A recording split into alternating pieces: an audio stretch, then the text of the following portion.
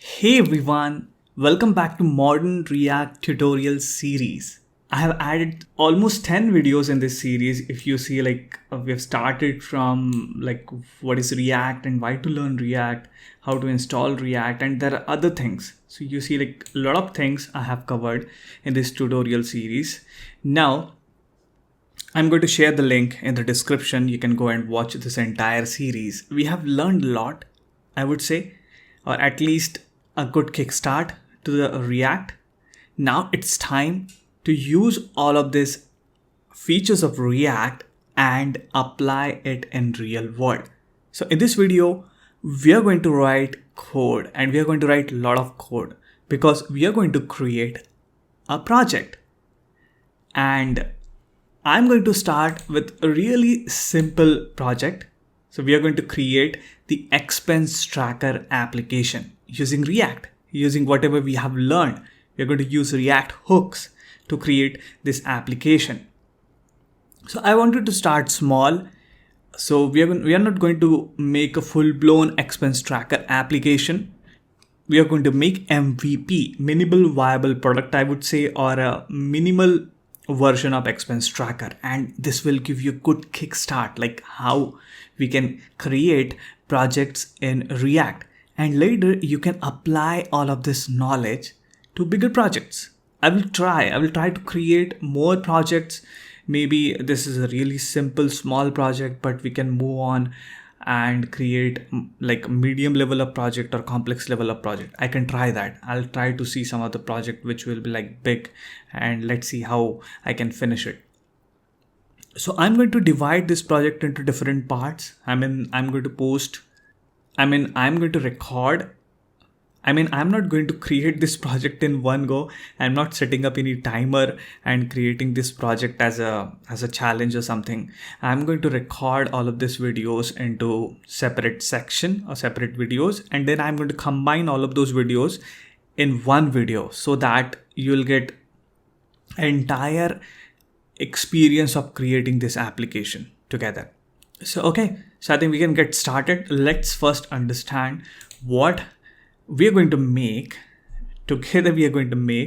So I highly recommend you code along with me. Yes, that's why my channel name is code with Sandip. You need to code with me. See, programming is all about practice. As you practice more, you learn more. It's really simple. So you just follow along, you just write the code which I'm writing, and let's create this expense tracker application together. And one more good point I would like to mention: after finishing this application, I have a JavaScript version of this application. So I'm going to post one more video about comparison between JavaScript and React, and we'll see like what difference is. So I'm going to have different parameters. Maybe based on those parameters, we are going to see how JavaScript, what's good in JavaScript, what's good in React. We are going to have a high level comparison between JavaScript and React. So I think we can get started. So this is what we are going to create, the expense tracker application. You see on the top is your balance. This section shows us the income and expenses, right? And this is a transaction history. So obviously it is going to start with the transaction history. So say suppose first of the month, I got the salary of $2,000. So my balance will be $2,000. So let me start from the scratch. I'm going to delete all of these transactions. So let's say on the first of the month, I got the salary of, let's say $3,000. I'm going to add it as an income. So you see here, right? I have created this form for adding a new transaction. So I have added salary as a new transaction, and you see here, right? I got $3,000 as a balance in my account. So my income is 3,000, my expense is 0.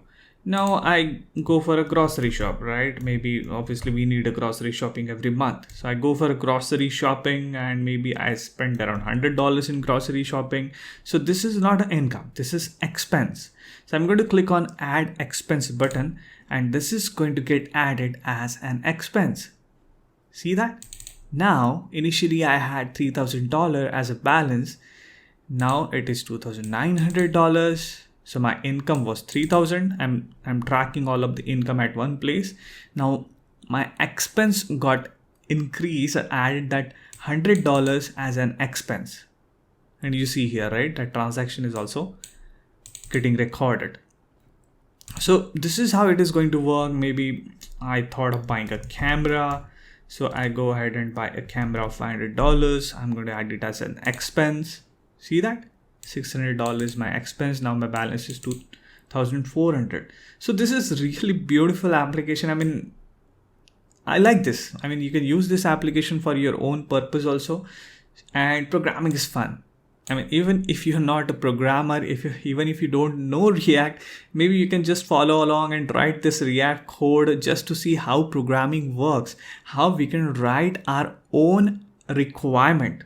Maybe you have a vision of creating something, creating some product, some small product, right? That's why programming is fun. You can create your small own products because you have the control. You can create whatever you want. No one is giving you the requirement. It's your own wish and you're creating your own product. So something like that. So yes, I think I'm talking more here because I'm getting excited about creating this application. So I think we can get started and let's start from the scratch. Let's create the project structure first, and then we are going to write this expense tracker application into small, simple phases, sections, or divisions, I would say. So are you excited? Let's get started. Okay, so let's start creating the folder first. So I'm going to create a folder. So you can use any of your folder, to create a folder. You can create it on desktop or maybe in your user drive, anywhere. So I'm going to create a new folder first. I'm going to name it expense tracker app. Okay, and I'm going to right click and open this folder. So new terminal tab, add folder, or new terminal add folder. I'm going to select this option, new terminal add folder. So basically I'm opening this folder in a terminal tab. You can try similar thing in the Windows. I think Windows also has an option of opening a particular folder in a terminal tab or a terminal window. So I'm going to open it in a terminal. So let me bring my terminal here. Okay. And we're going to run a command called npx create react app. So we're using create a react app to create the folder structure for our expense tracker application. So you just need to run this command npx create react app. Why it's restarting my computer? Might be tomorrow. Okay, so sorry about that. So npx create react app, and I want to create the react app inside this folder. That's why I'm giving it a dot. I'm telling create react app, create this react project inside my expense tracker application only. So I'm going to press enter, and this is going to take some time. So I'm going to make it fast. Zoom. So you can see create react app has completed all of its task of creating the React project. And you can see like I got the message happy hacking. Now I can use npm start to just run my project. So yes, I'm going to run this command npm start, and let's see. So you see that something's already running on port 3000. That's okay. So it's asking me whether to run this app on another folder, another port basically. So I'm going to say yes. And now if you see, our React application is running here. Let me maximize it a bit. So this is a default React app. They have created this animation and they've just mentioned it source/app.js and save reload. This is a link to their documentation. We're going to change it. We are going to delete everything. So let me Okay, cool. So I have everything set up. I mean, my app is running on the right hand side. I just need to open the project. So I want to open that folder.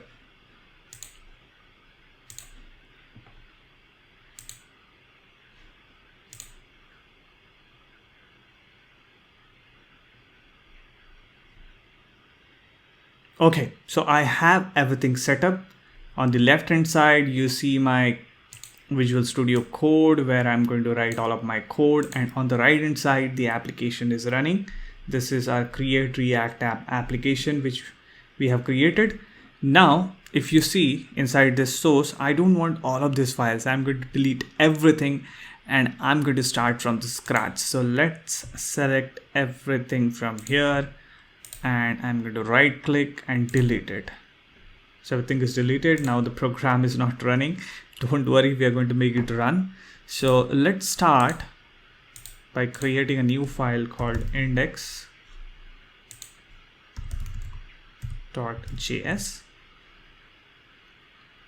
So here I'm going to import React from React. I'm also going to import React DOM from React DOM. Let me minimize this one.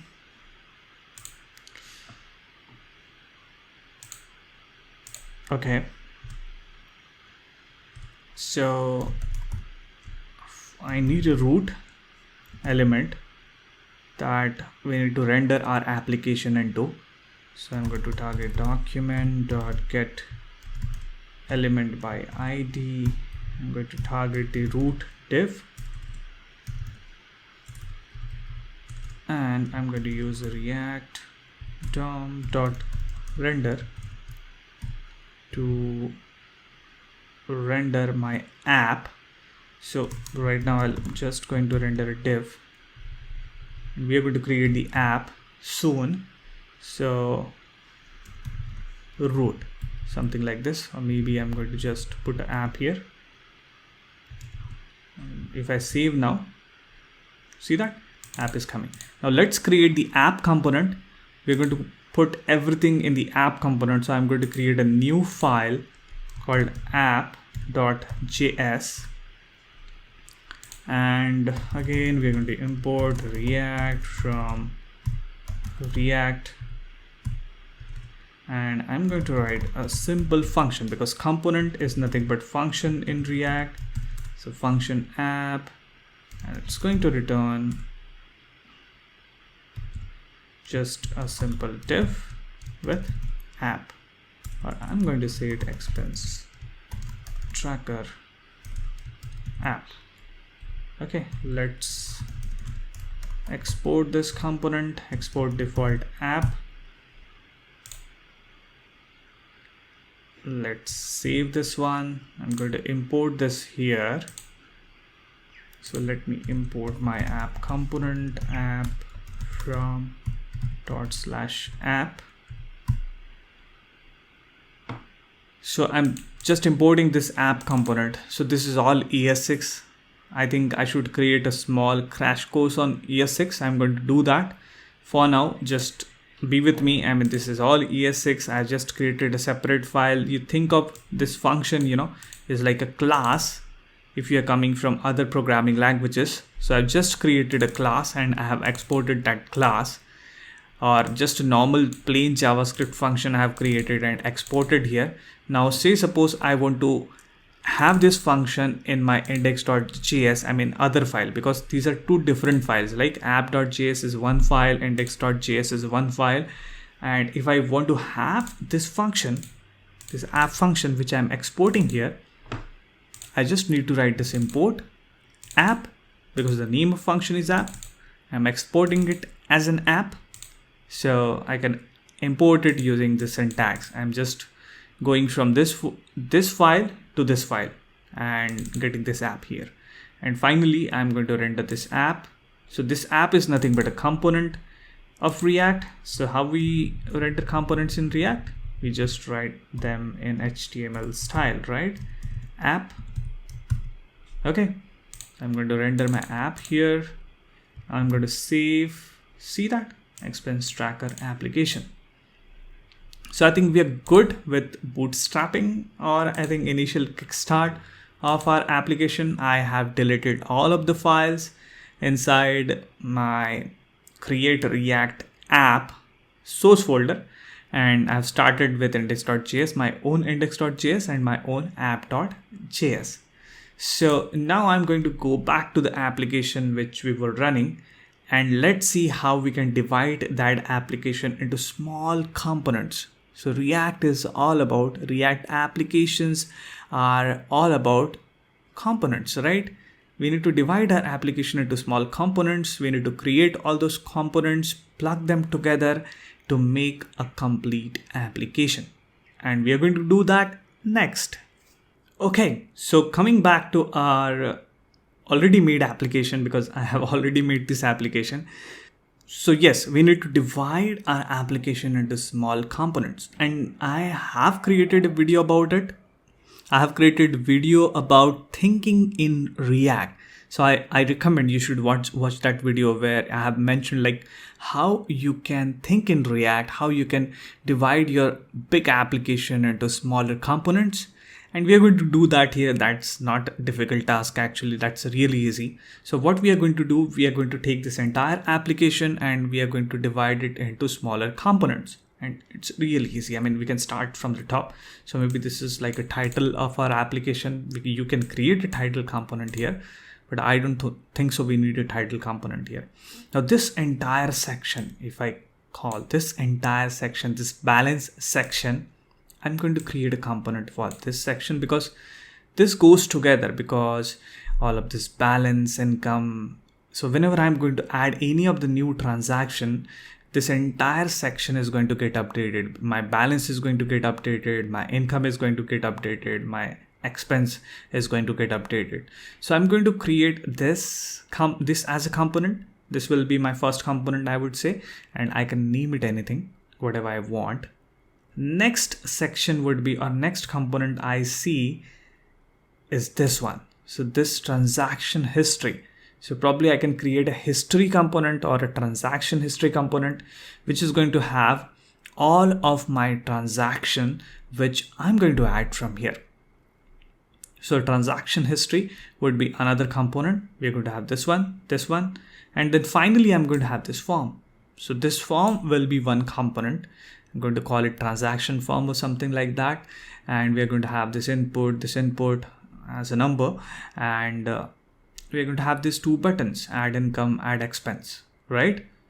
So, and all of these three components, my expense component, transaction history component, and add a new transaction component, I'm going to put into a bigger component. So that will act as an aggregator for all of this component, and we need that aggregator. Why we need that aggregator, I'm going to tell you as we write code. So we need an aggregator. So I'm going to put all of this smaller component into an aggregator component called expense tracker. So I think we're good, right? We know like how to divide our, now one more thing, this application is going to have one page. So this is just a single page application. Probably the application which you're going to write are going to have multiple routes, multiple pages.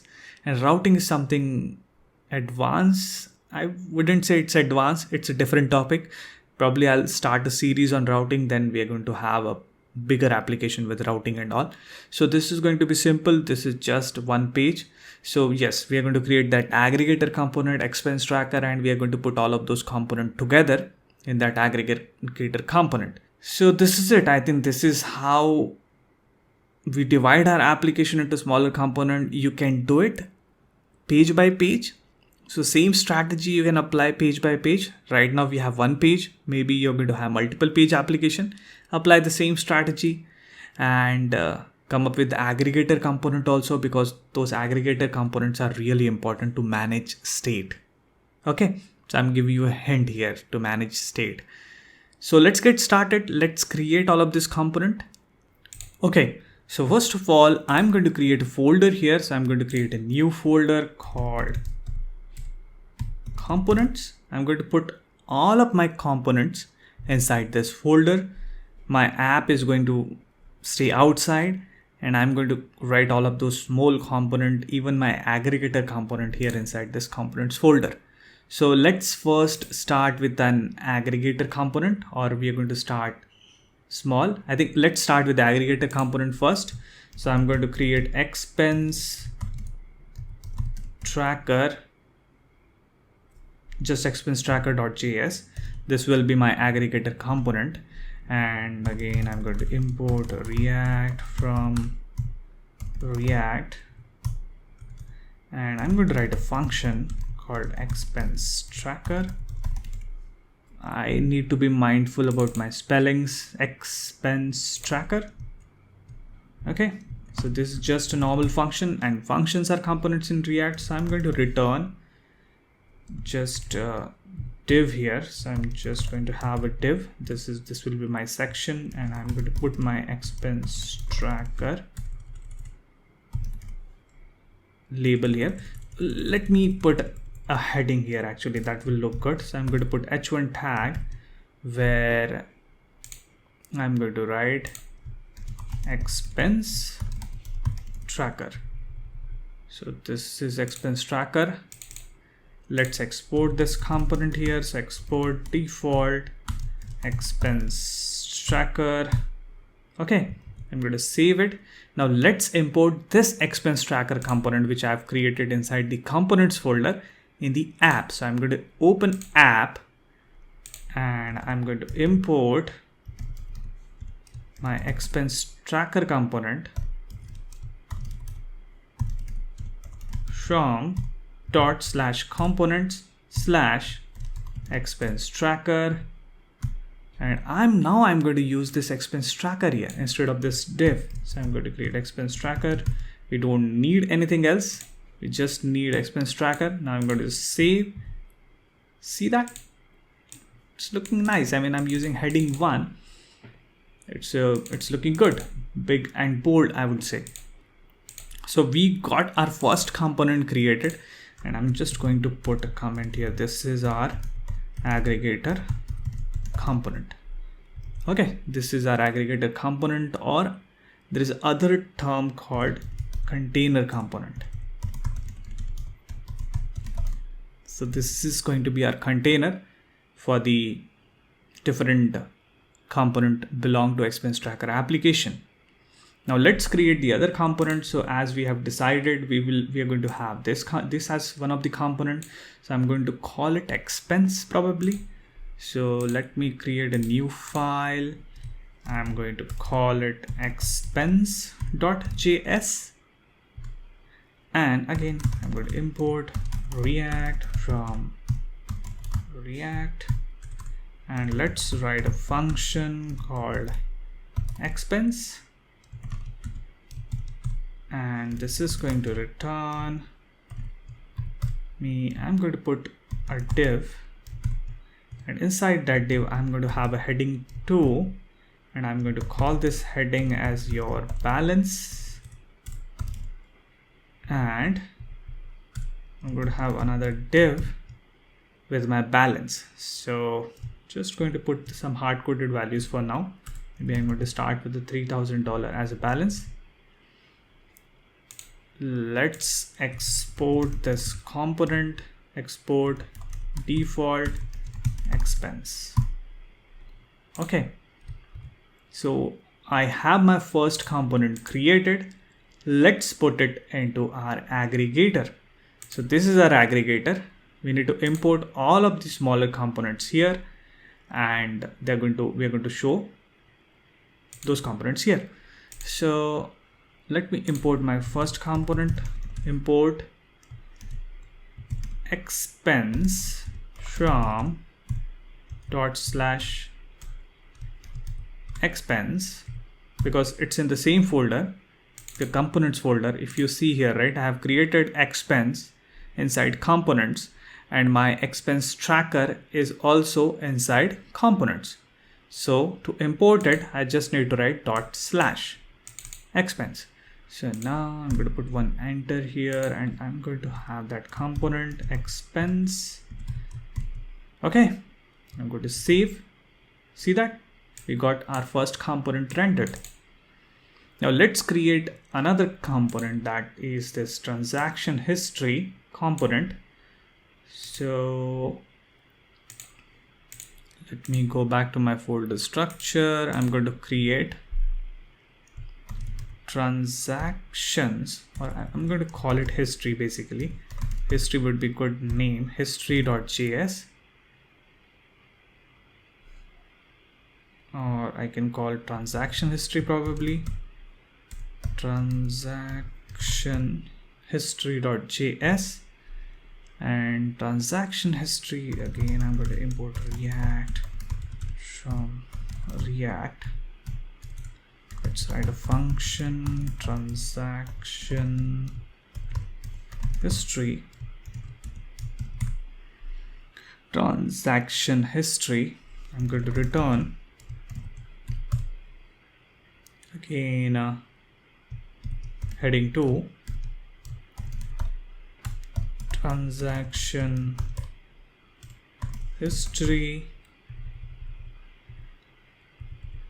and let me put some hard-coded values here. So I'm going to have a list of elements. So I'm going to use ULLI, and maybe I'm going to add a salary of say $3,000. Then I'm going to have one more li with say an expense of grocery with say $100. Okay, so this is my HTML. I need to put this into a div. So I'm going to cut this from here. I'm going to put inside a div. This looks good. Finally, I'm going to export my component. Don't forget to export. This happens with me also. I forget to export the component and then I start using it and it throws an error. So I'm going to save this. Now this is a second component, the transaction history. I'm going to use that component and inside our aggregator component, which is our expense tracker. So I'm going to import transaction history from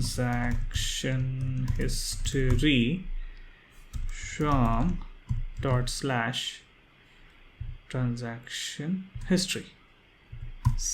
Okay, so let's create this transaction history here, and I'm going to save. See that? We got our transaction history, salary and grocery. Our final component, which is this form. So let's create this form. So again, I'm going to go back to my components folder, and this will be my transaction form. So I'm going to call it transaction form.js, and again I'm going to import React from React. Let's write a function, transaction form, and I'm going to return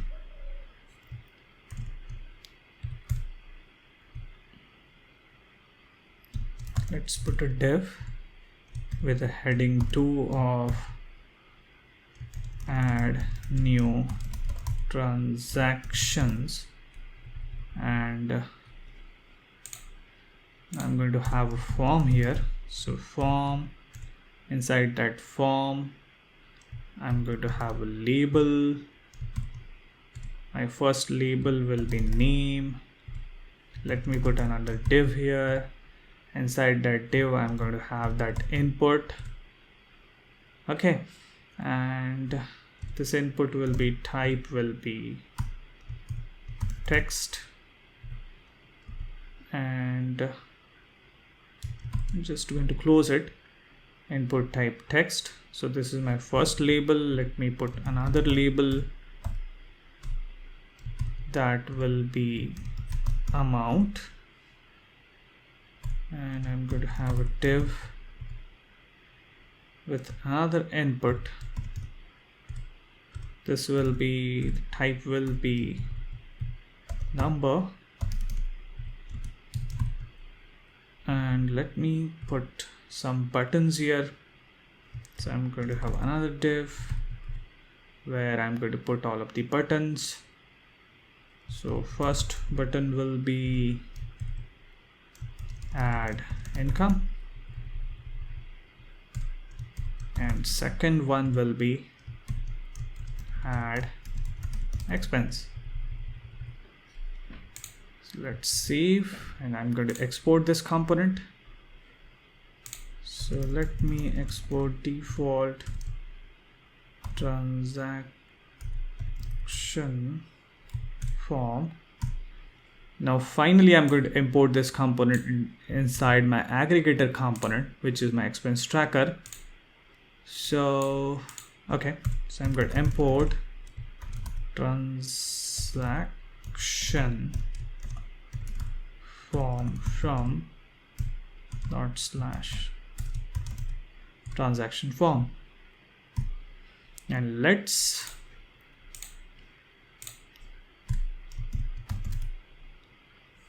create the instance of transaction form. I'm going to save. See that?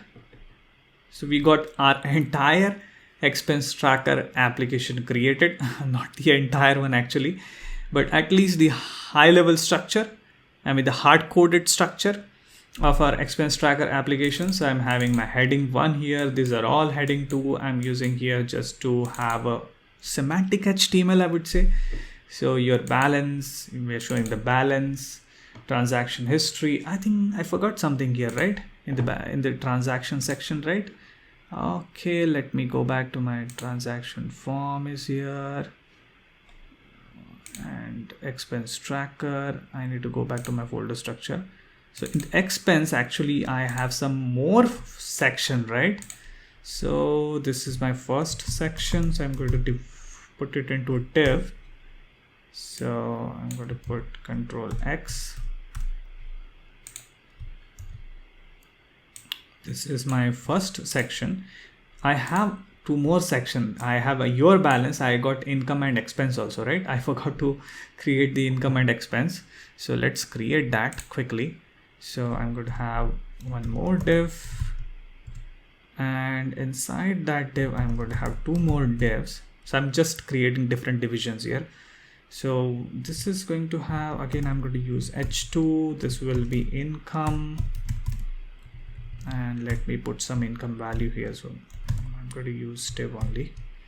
So income will be like 3000, and I'm going to copy this one and paste it here. This will be expense, and let's put some expense, maybe like $100. Okay, so I'm going to save. And now if I come back, you see, right? I got the year balance, 3000, income, expense, all of these things. I got my transaction history rendered. I got my add new transaction form. So we are good with high level structure or application. Now we need to add the functionality. So first of all, I'm going to add the functionality. Once we have the functionality ready, we are going to write the CSS. CSS is not that much important. First, that I'm keeping for the last, because most of us are interested in the functionality, and this doesn't look bad actually, right? So let's write the functionality first. We are going to add the functionality. We are going to break down the functionality into different parts, and finally we are going to write the CSS. So I think, yeah, let's move on and write the functionality for our application, our expense tracker application. Okay, so all of our components are in place.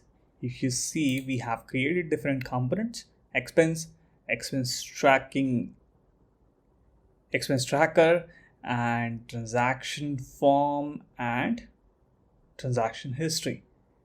But all of this component, if you see here, right, this $3,000, $100, all of this component is transaction history, this ULLI, everything is hard coded. So all of this data is hard coded. Now next step we are going to take, we are going to convert this hard coded data into something called props, because all of these components are going to get this data as props. And once we populate all of these components with props, we are going to manage all of this data in state. That will be next step. So let's get started first with passing all of this data as props. So maybe I can start from the top. So this $3,000, I'm going to pass it as a props. So let's pass prop to this component. So obviously this balance, we're going to calculate from the income and expenses, because the balance will be income minus expense. So I'm going to pass two different props here. One will be income and another will be expense. And I'm going to replace this income with this prop. And there is something why it is going here on the left hand side.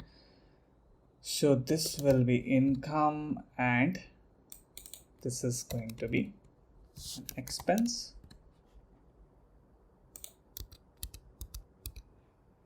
Okay, and this balance is going to be a calculated value. So I'm going to use income minus expense. So this is my JavaScript expression. I'm going to save, and you see nan and nothing is coming basically here because I didn't pass this props. So I'm going to go back to my expense tracking or expense tracker component, because this is the aggregated component, right? This component is going to manage everything for my application. So this expense component is going to get something called income, and I'm going to put some hard-coded value for now. So I'm going to pass income as $3,000 and expense is going to be, say suppose I'm going to put some value here, say so $500. And now I'm going to save. So this income and expense are going to get passed as props to this expense. Okay, so now if I'm going to save my application and go back to that component, basically this component, because here I'm passing the income and expense as props, I'm going to save. See that I'm getting the right calculated values now. So now my income and expense and even my balance, this part is not at all hard coded. Let's do it for other components also. Let's do it for this transaction history. So this transaction history is going to be an array. So I'm going to pass this array from my aggregator component only. So I'm going to come here and let me create that array of transactions. So I'm going to create a const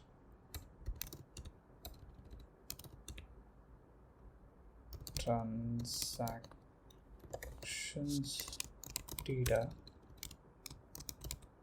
or I will call transaction data.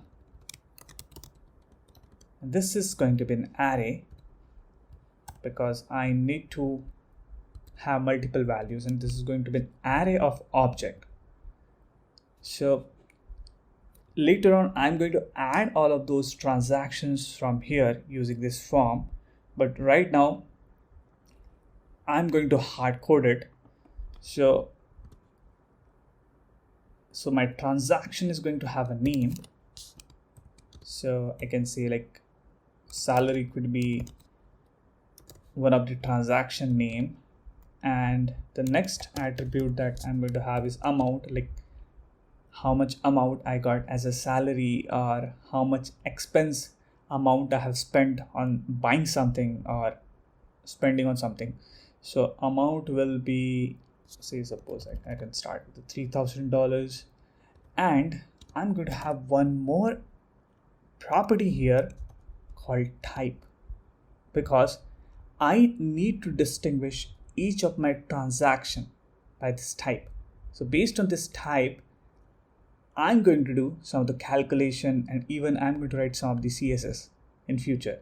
So type is really important. You need to remember that you need to pass this type. So there can be two different type we can have. One could be income and another could be an expense. And one more thing that is important, we should have a unique ID for each of our transaction data. So first of all, let me create a function which will generate a unique ID, because I'm not going to pass something like this ID then one, right? Because later on we are going to add all of this transaction from here, so we can't keep track of this hard-coded ID values. So I'm going to come back and I'm going to create one file called utils.js, where I'm going to keep all of my reusable utility functions. So in this file, I'm going to create a function called export. I'm going to write a function first, const unique ID. So I'm going to write unique ID. This function is going to return me a unique ID. I'm not going to pass anything to this function. So I'm going to return basically math.random. So I'm telling JavaScript to generate any of the random number and then multiply it by, maybe I'll go with the long value like 1 million probably. 1 2 3 4 5 6.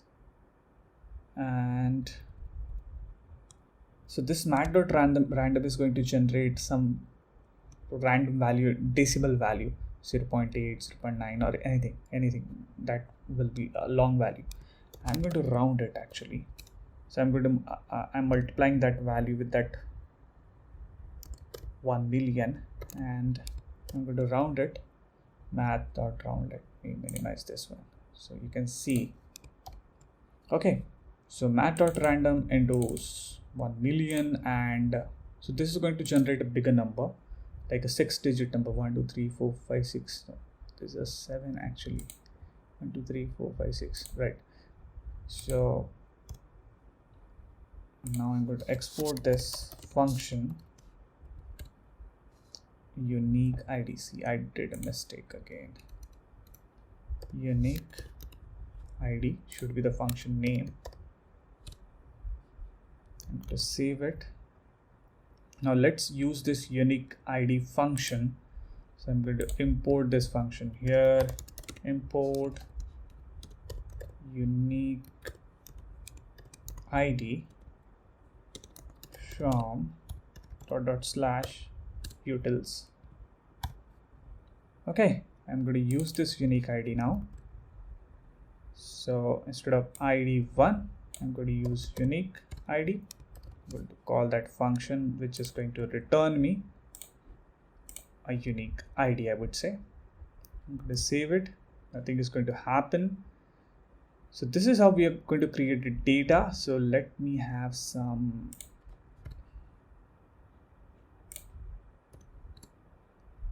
code formatting here. So I'm going to copy this. Let me create a next transaction. I'm going to keep this unique ID this time. I'm going to make this as a grocery because I'm going to create one expense item, and expense of grocery would be like $100, and I'm going to type it as an expense. So this is expense. So I have two different records. Maybe I can add more.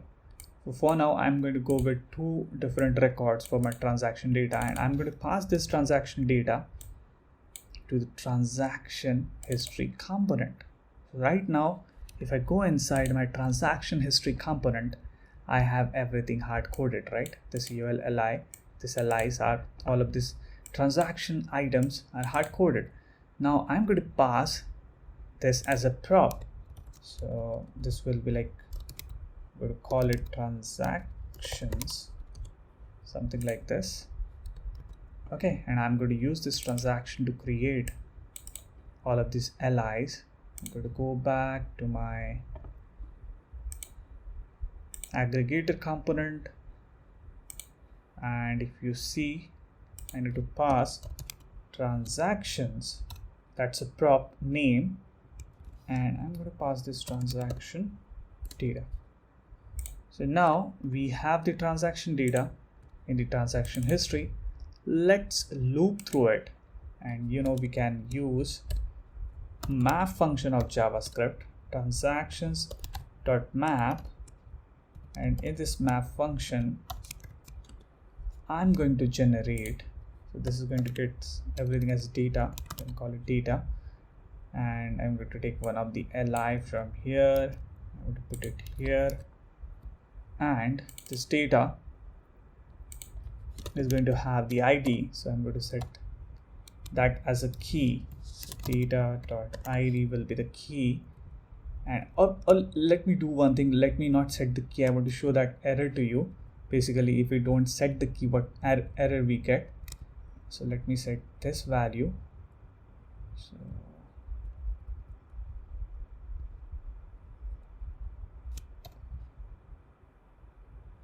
So I'm going to use my curly brackets, and here I need to put data.name, then I'm going to use space dollar and one more value, data.amount. Okay, I don't need all of these li's now. I'm going to remove this, and before saving I'm going to open the console. I don't have anything here, any error or any warning. Now I'm going to save it. See that each child in a list should have a unique key prop, right? You got it? Because I didn't pass the ID value. Even I think you can see this is getting rendered, but I don't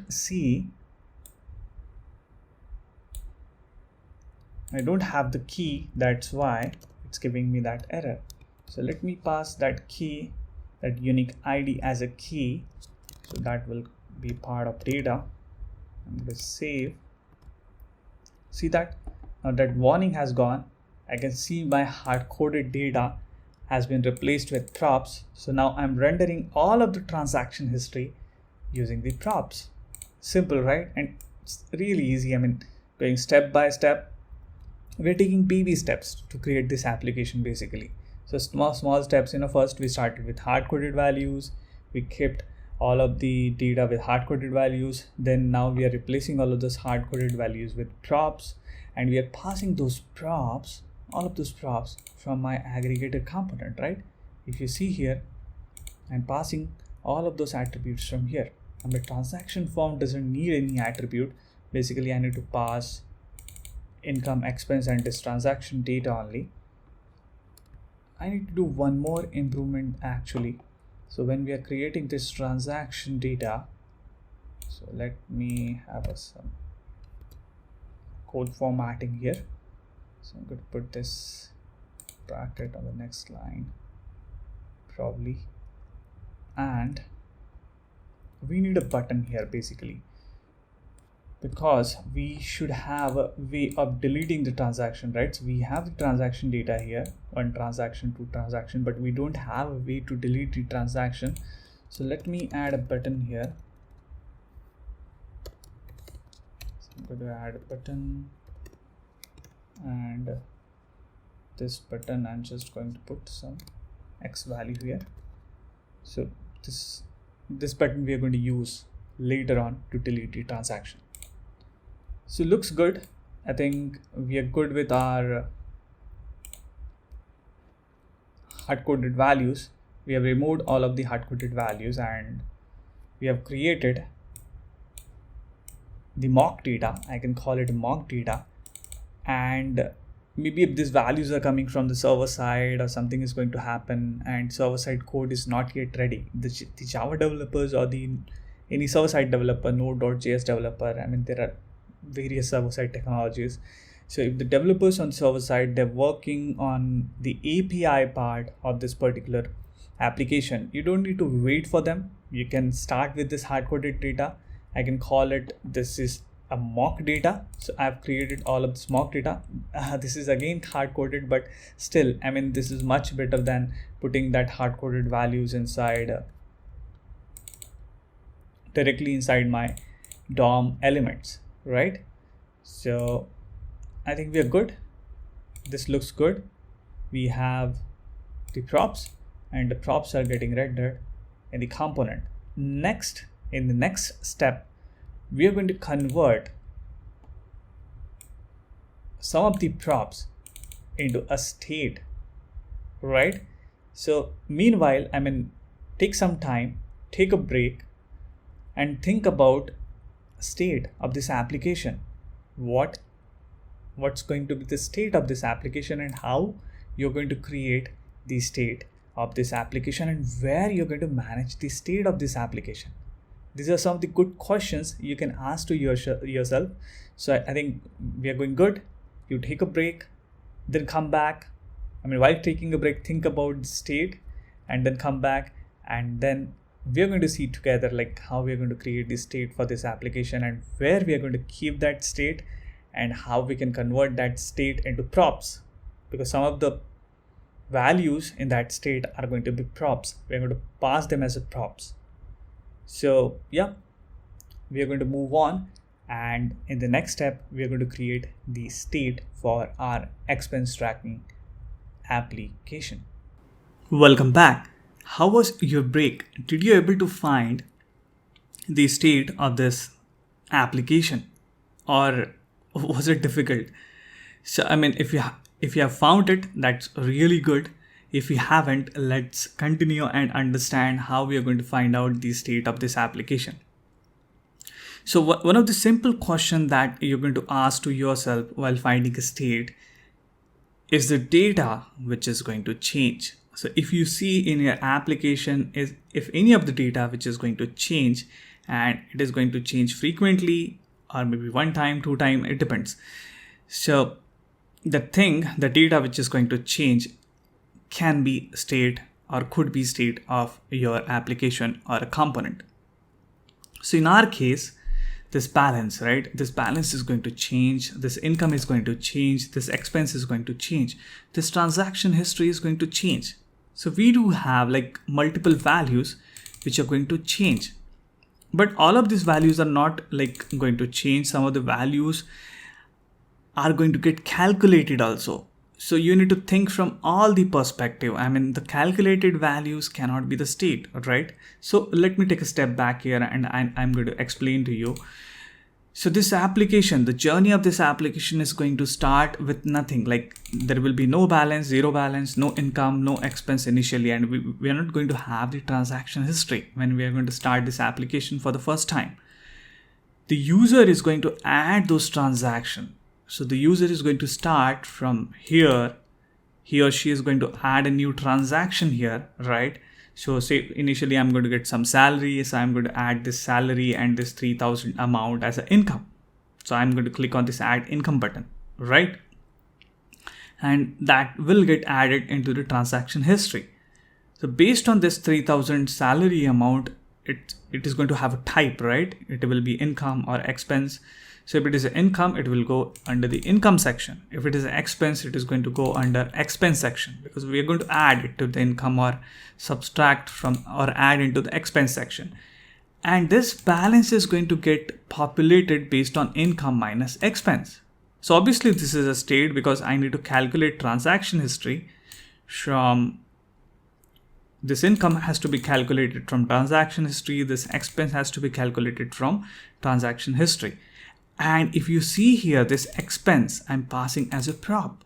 So this will give you more idea or indicator like this is going to be the state. This income is a state. This expense is a state. Even this transaction data is a state. So we are having two different values. I can say income, expense, and transaction as a state. You got it? So this data, this income, expense, and transaction are going to change. The values which are going to change in my application can be or could be the state of my application. Now we got the answer to the first question. Now the second question, where we are going to manage the state, where we are going to keep the state of our application.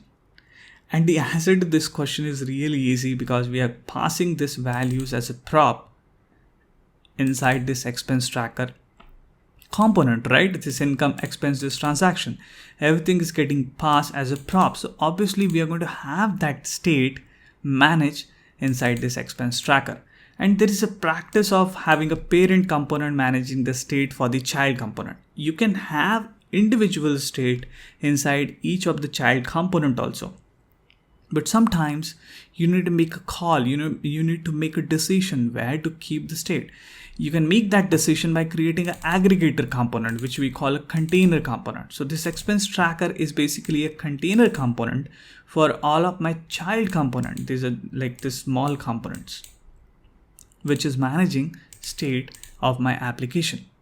So for this application, we are going to manage all of the state inside this expense tracker component. So I'm going to convert all of this data into state, and you know how we can convert any of the data into state by using something called useState function. So let me start here. So let's first import the useState function, or a hook, I can say. So we're going to use useState, and we're going to create 3 different state values. The first one will be const. First one will be income. So let's create income, and we're going to have a set income function just to set its value. So set income, going to use state, and we're going to have 0 as the initial value. Let's create another state value. This will be our expense. We're going to have a function for setting the expense, and again I'm going to use state and initial value of 0 for the expense. And next one will be transactions. So I'm going to have a transactions array, and we're going to have a set transactions function, and initial value of this, maybe I can start with transaction data, which I have created. Transactions data. Okay, so I've created 3 different state variable for my expense tracker: income, expense, and transactions. Now let's replace this with these values. So I'm going to pass income, which is my state value, as a prop, expense, and this transactions will be transactions. See that? So I have created different state values, and I'm passing them as a prop. So now let's save and see if we're not getting any error in the console, or everything is good with our application. So I'm going to come back, I'm going to save. This looks good. So if you see this, your balance income is 0 now, because we don't have all those calculations in place, but our transaction data is having the correct values, right? Because we are taking the transaction data from here. So we need to calculate the state, the initial state of our application, right? We have this 0 values here because we didn't calculate the income, we didn't calculate the expense. We have the transaction data, and based on the transaction data only, all of these values are going to get calculated. So let's see how we can do all these calculations now, and we are going to populate all this income, expense, and balance value using this calculations. Now to have this income and expense as a calculated value, I can do all of those calculations directly here. I can call this set income function, because this set income function is basically going to set the income, and this income value is going to be based on my transaction. So I can do all of those calculation, and I can directly call this set income function here, and I can set the income based on, I'm going to loop through this transaction data. So basically, to populate this income and expense value, I need to loop through this transaction data. I'm going to check for the type. If the type is income, I'm going to add it to income value or to the expense value. So I can do all of those calculation here directly inside a function. So maybe I can write a function like this: const calculate expenses, something like this. And so I'm going to create this function calculate expenses, and inside this maybe I'm going to loop through this transaction data. So I can loop through this transaction data. So I'm going to use so I need to create different variables first. So let me create some variables, like let expense will be one variable, and initial value would be 0. Next one will be, so let me start with income first. So first will be income, initial value will be 0. Then there will be expense, initial value will be 0, something like this. And I'm going to loop through my transactions data dot. I'm going to use for each function, JavaScript for each function, to loop through an array. This is going to take each of the data, and inside this I'm going to calculate all of this value. So I'm going to check if data dot type is equals to, say, income. I'm going to add it to income plus equals to data dot amount, because I have this amount property, right? And I have this type property. So I'm checking if it is income, add it to this income. If it is expense, I'm going to add it to expense. So else, again, I'm going to check for another condition here. So I'm going to write data dot type. If it is equals to expense, I'm going to add it to expense plus equals to data dot amount. So this is how I'm going to get the calculated value of income and expense based on my transaction data. Right now I'm going to use these variables, this income and expense values. Let's first console.log. Let's see if we are getting the right value for the income and expense. I'm going to log it first just to see I'm going in the right direction. I'm going to save, and if I scroll up, we're not getting any value because I didn't call this function. So I need to call this function somewhere. So let me call this function directly here, calculate expenses. I'm going to save, and if you see, right, I'm getting 3,100 as my income and expense because I don't have multiple transaction here. I got one income transaction and one expense transaction. Maybe I can add one more here. So let me add one more expense here. So I'm going to add one more expense with name of camera, and maybe I'm going to spend $500. This is an expense. Now if I save, okay, I need to put the comma here. Now if I come back, I see, right, 3,600. So my income was 3,000 and expense is 500 plus 100, 600. And I need one more value, that is, actually I don't need it. I need income and expense, and based on income and expense, this balance is going to get calculated. So now I have the values. I just need to call set income function. This is my state function, so I can change my income using this state function.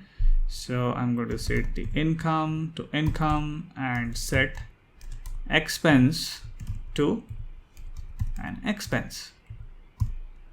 So now if I save, see that? Too many re-renders. React limit the number of renders to prevent an infinite loop. So basically our program our application is going into an infinite loop.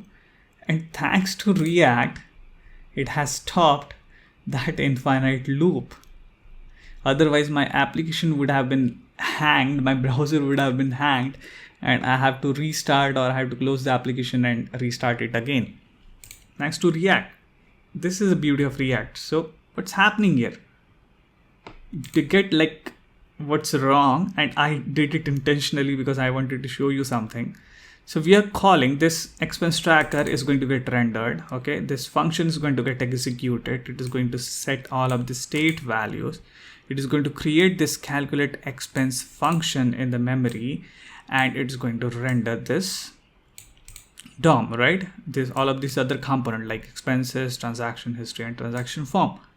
Now I'm calling this function, this calculate expense, directly when this function is getting called. So what's going to happen? This function is going to get executed. It is going to create these two different variables. It is going to loop through the transaction data, update the income and expense value. Now I'm calling set income and set expense, which is going to change the state, income and expense. So whenever we change the state values in React component, what happens? The re-render of a component happen, right?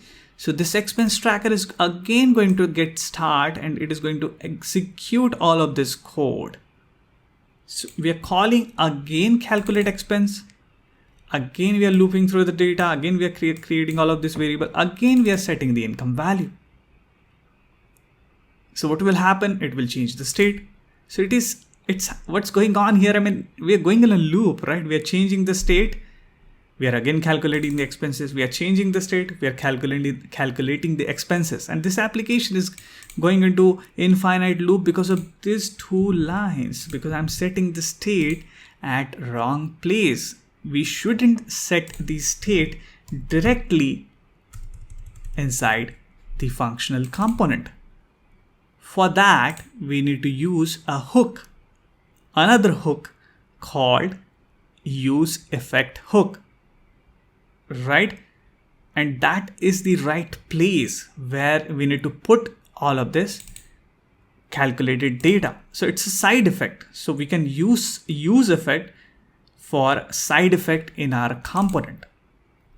So right, so once we have the transaction data, we need some initial state for some initial data, and how we can set or how we can create that initial state. For that purpose, we can use effect hook, and I have created a deep dive video for the use effect hook. If you haven't watched it, it's part of this modern React tutorial series only. It's a part of this playlist.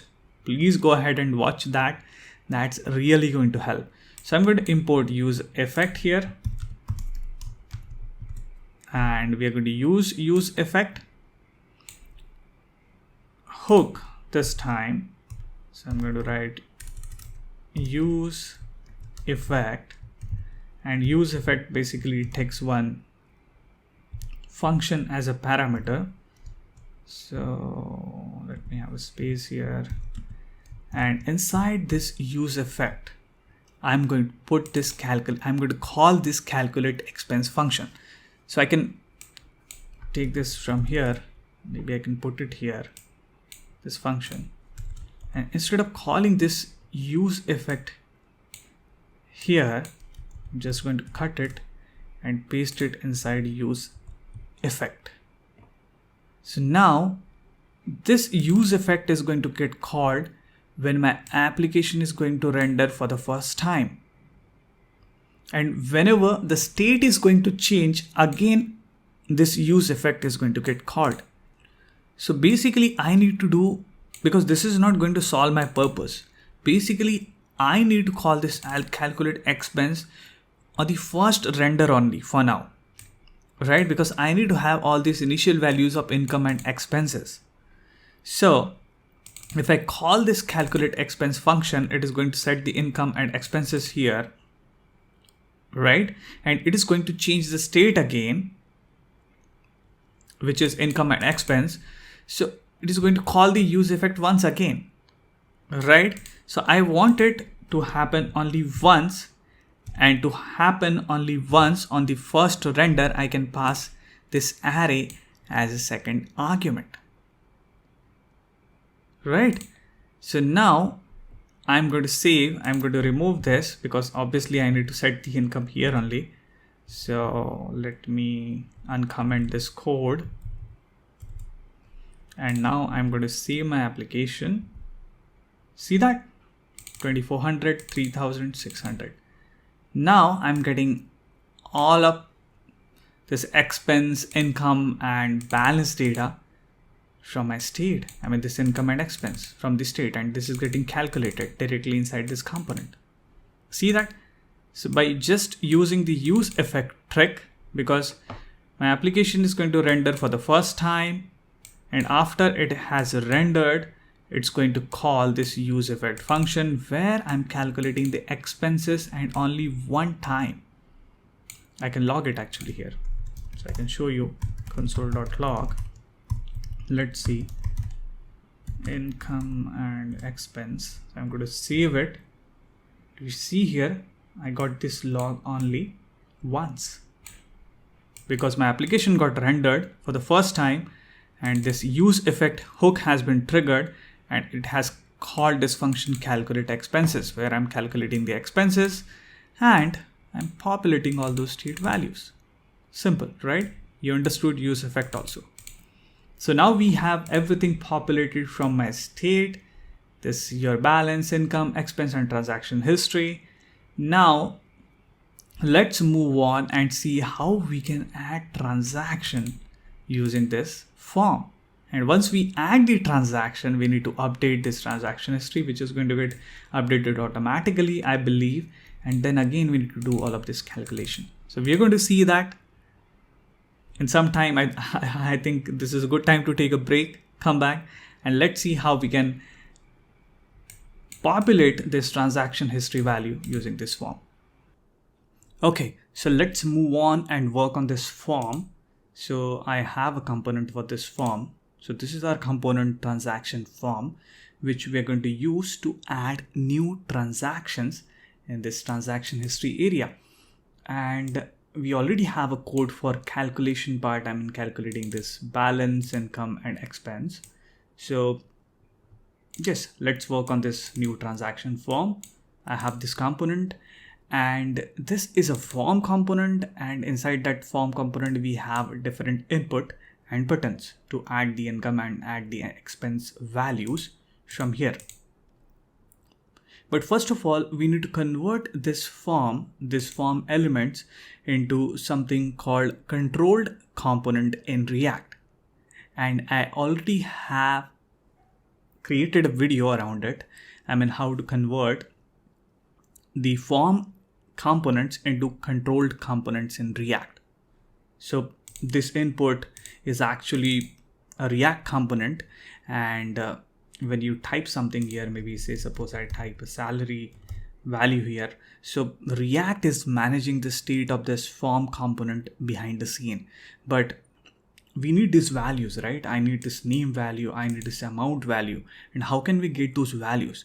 So to get those values out of React, I need to convert these components into something called controlled components. So let's first convert this into a controlled component. I'm going to start with this input first, where we are taking the name, and then we will convert this amount into control component. So first of all, I'm going to import use state here because I need to have a state for this input. So I'm going to use state, and let's create two different state variables here. The first one will be name value, and I'm going to have a function set name value use state. Initially it's going to have a empty value. Next state variable would be amount value, and let's have a function for set amount value. to use state, and let's give it empty value. I'm going to save. Don't see any error in the console. So this looks good. Now let's pass these state values to this component. So I'm going to put value is a attribute. I can pass this name value here, and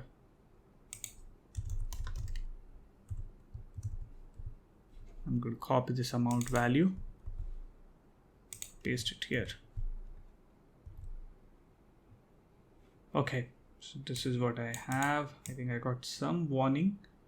Failed prop type, you provided value prop to form field without an on-change handler. This will render read-only field, right?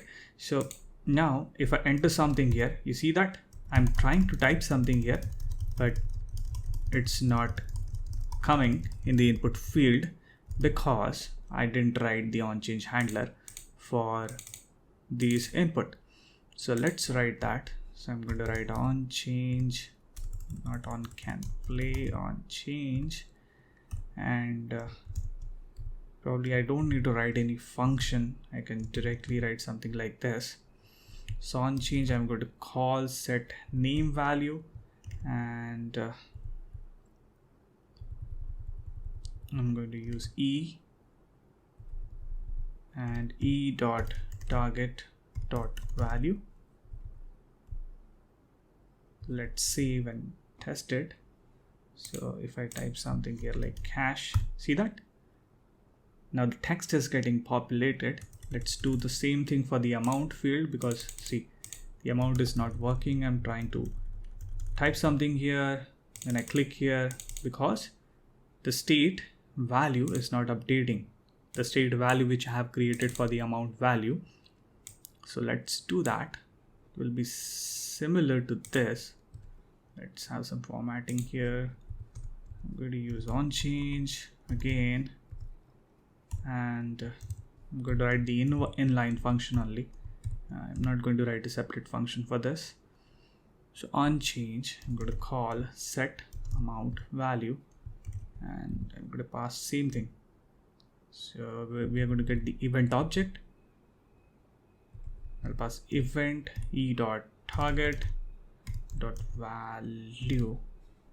Let's save, and now if I type something here like salary, you see that I can enter any amount, and even this is going to work. So now we have converted our input from a React internal component to something called a controlled component. Now I can control the values. I mean, this value, so I can get these values from the state. Now when I click on this add income or add expense button, which we have down here, when I click on this button, I need to take these values, this name value and amount value, and I need to pass these values here in my aggregator component. This is my parent component where I am managing the state, right? I have a transaction form here. So now if I move into transaction form, right? When I click on add income or add expense, I'm going to take these values. I'm going to pass it here. So I'm going to pass a function here, which is going to collect the values from the transaction form. And I'm going to update my state in the aggregator component. I'm going to update the transactions. Once the transactions will be updated, we need to again do the calculate expenses, right? So let's do that. Let's collect these values from the form fields and pass it to the parent component. So let's have a function here. So I'm going to write on click.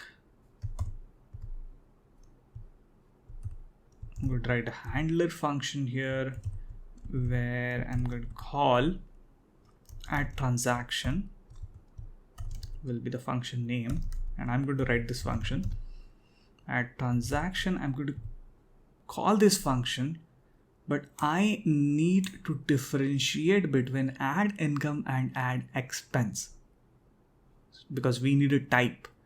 If I come back here, if you see that this transaction data, it has a name, right? It has an amount and it has a type. So I need to distinguish whether I have clicked on add income or add expense. So I need to categorize my transaction into either the income data or the expense data. So that's what I'm going to pass here. So I'm going to pass income. If you click on add income, I'm going to add the transaction of type income. And similarly, I can go ahead and write on click. When you click on this button, add expense, I'm going to call the same function, add transaction, but this time the type will be expense. Easy? Okay, let's move on and write this function, add transaction. So I'm going to write that function here, const add transaction. I'm going to get the type here. And this add transaction function is actually going to create the transaction object.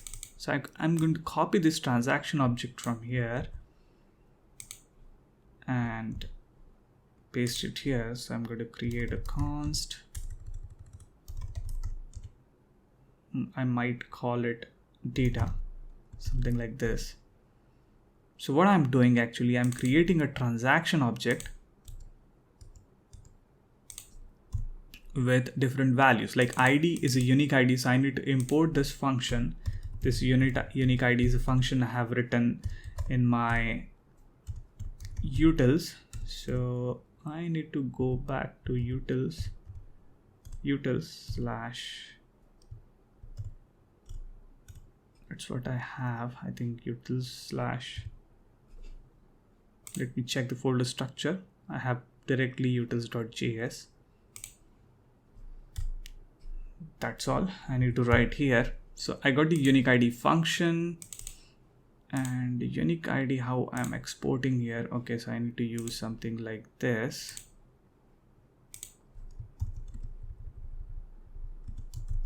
So I got the unique ID function now. So name will be name value. So I need to replace these hard-coded values with the actual state values. So name will be name value and amount will be amount value, and type I'm getting here. So I'm going to replace this type with this one. So see that? So I'm calling this add transaction function using my two different buttons. You see here, I got add transaction of type income, add transaction of type expense, and I already have a state value, name value and amount value created here. So when I change these values in the form, so I'm calling this function, making the transaction object with a unique ID. This unique ID is very important because we're looping through this transaction data to create all of this, right? And when we loop in React, we need to pass that key, right? And add this ID is that key. So don't forget to add this ID. So I'm getting the name from the state, I'm getting the amount from the state, and I'm passing the type here. So probably let's run a test here. Let's see if we are getting the right data or not. So console.log. I'm going to log this data. Let's see if we are getting the right data or not. So I'm going to save it and let's add a new transaction. Maybe I'll go with a cash of $200 and I'm going to click on add income. And this form is getting refreshed. That's what I need to handle. This form is getting refreshed. So because forms behave in a similar manner, like how it behaves in HTML form. So I need to handle this part. When I click on this button, I don't want my form to be refreshed. So I'm going to handle that form refresh part. So I need to pass this event. So I'm going to get the event object here.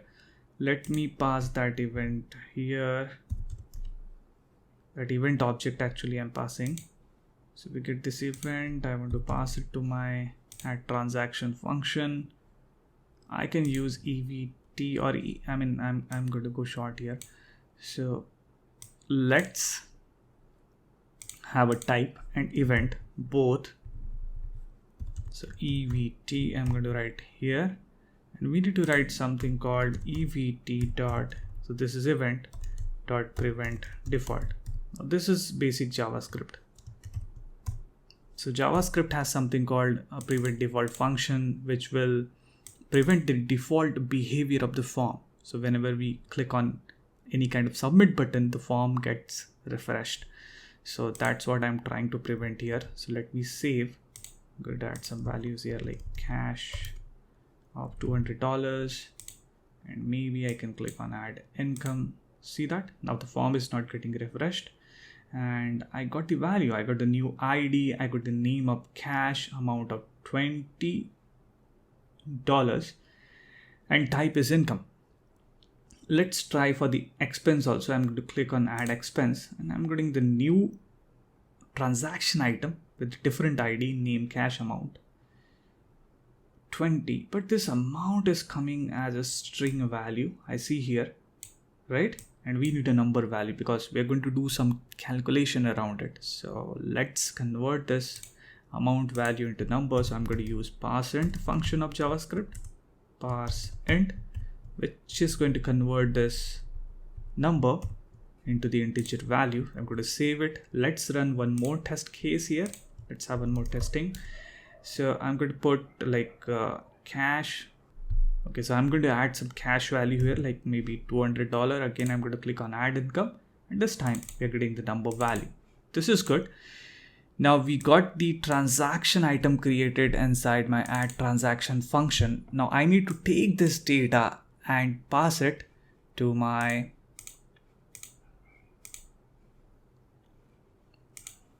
expense tracker, which is my aggregator component, which is managing all the state and everything.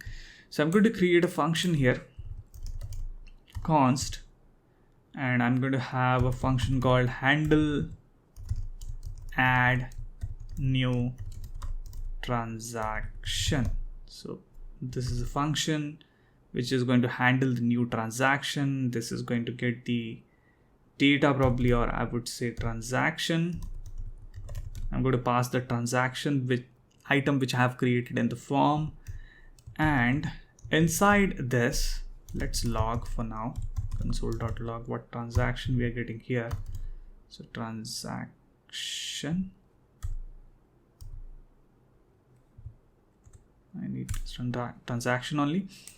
So I'm going to log transaction here, and let's see what transaction value we are getting. So I'm going to pass this function as a prop to transaction. So I'm going to say on new transaction will be the function, and I'm going to pass this function as a value. So on new transaction, I'm going to call handle add new transaction. So this function is transaction form is going to have this as a prop. So I'm going to pass it as a prop here. So we got the prop as the handle function, and I'm going to call this function here on new transaction, and I'm going to pass the data. So this is how I can pass data from the child component to the parent component. So that is going to come here. So let's try to add a new transaction now. Say cash, again $200. If I click on add income, see that? Now we are getting the transaction logged here, cash amount 200, income. So now we have the transaction, right? We have the transaction value. I just need to update the transaction state. Once I update this transaction, if you see here, I just need to update my transaction state, this state value, because all the calculation that depends on this transaction data. So I just need to update the state. I just need to add a new transaction here, and everything else will be handled by calculate expenses. So let's first add some add the new transaction data into my transaction state. So to do that, I need to create a clone of this state first, and then I'm going to push the new value into it. So let me have a state, maybe I'll say clone transactions, and I'm just going to clone the transactions state from the state. So I'm using this JavaScript ES6 to just make a copy of it. And now I can use this clone transactions, and I'm going to push new value into it. Or maybe I can do something like this. Instead of pushing a new value, maybe I can add that value directly in the array here by using the comma, and I'm going to put new transaction, which I'm getting here. Maybe I'll change it to item and put that item here. And or you can call it data, anything, that depends. So I got the clone transaction now, and now I need to set my state, set transaction to the new value. So that will be my clone data, or I would say new transactions, probably new transactions or updated transactions. You can call it anything you want. Now I'm going to save. So when I'm going to add, this is going to change the transaction. So I'm going to save. Let's add a cash again of $200. Now I'm going to click on add income. See that? I get the cash of 200, and everything else is also getting updated. Probably I need to check that. So let's start from the scratch. Let me minimize this one a bit. Let's see, we have 2400, 3000, 600 as an expense. So I'm going to add a new cash value of $200. When I click on add income, I can see the transaction history is getting updated, but I don't see these values getting updated to 2400, 3000 and 600. They are the same values like we had previously, because I'm not calling the calculate expenses function. So when the transactions are changing, right, when I'm setting a new transaction, I need to call the calculate expenses also, so that it will calculate the expenses again, and the state values are going to change. That's not happening because we're calling the calculate expense function only when we render the application for the first time using this use effect.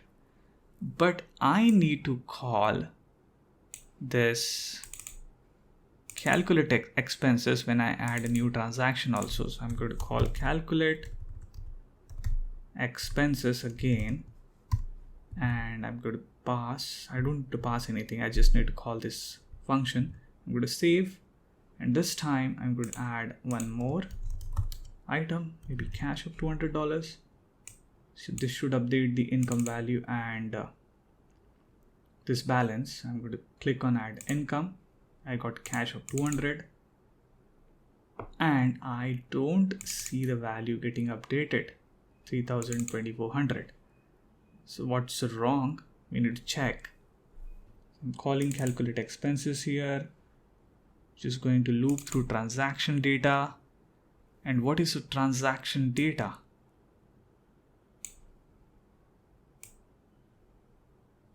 Okay, so it's looping through transaction data, and it's always going to loop through the transaction data always. I think I need to change this transaction data with transactions, because I need to loop through transactions. So I'm going to save it, and I'm going to save again, and let's try now. Cash of 200. Click on add income. It's still not updating, still the same value. Let's see what's wrong. So I'm setting the transactions. I'm calling the calculate expenses function. Let's log it here. Console.log. What's the income value and what's the expense value we are getting? So I'm going to save it. So initially I have like 3,600, and now I'm going to add a cash of $200. I'm going to click on add income. I need to see that logged value. So I'm going to clean up my log first. I'm going to click on add income.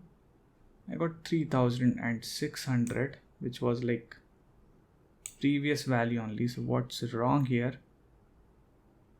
I'm setting the transactions to new transactions. I need to check whether I'm getting that transaction in the new transaction or not. So I'm going to log that also here.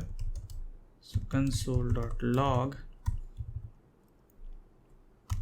transactions. I don't think so I'm getting that new value in the transaction. I'm going to save. And let me try again, cash 200. I'm going to click on add income. So in transaction, I'm getting only 3 values, which is strange. The new values are not getting added. So maybe is it because of this, the syntax which I have used here.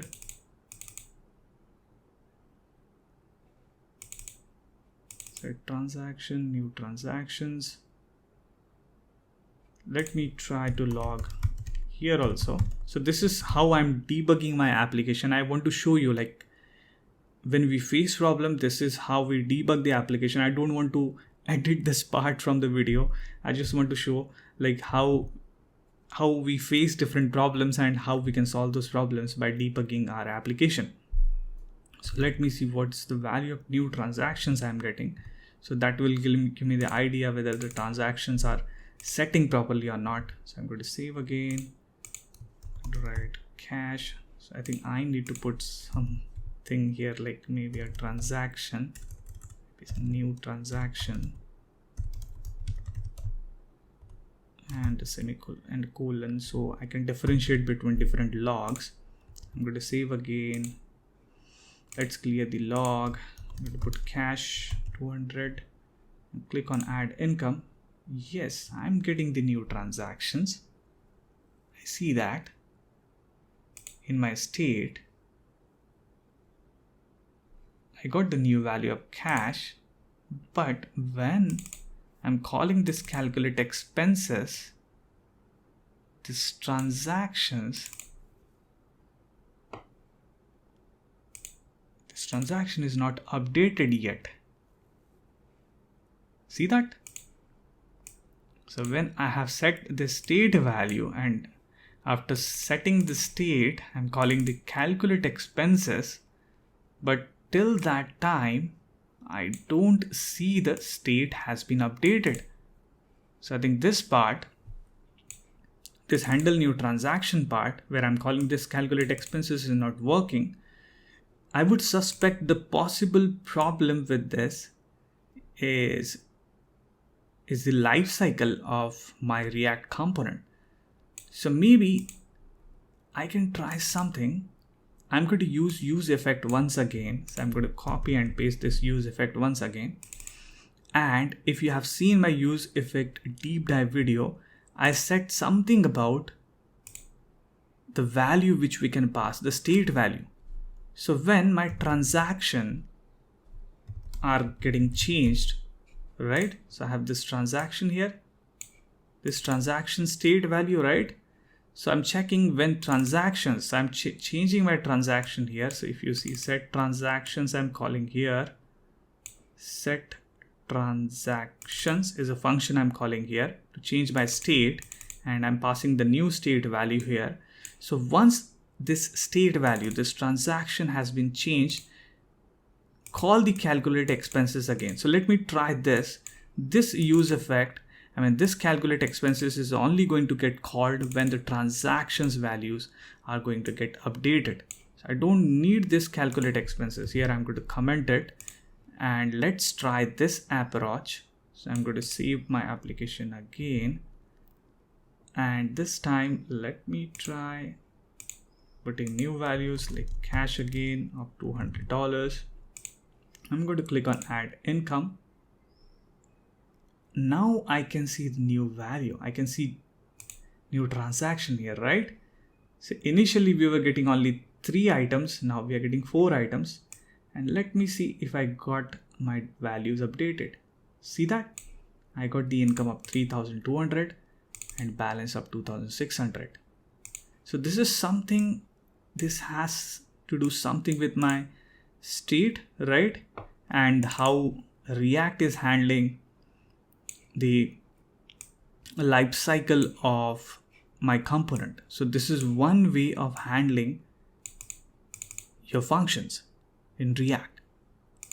Okay, so I'm going to remove this console and everything now because I don't need it. My application is working fine.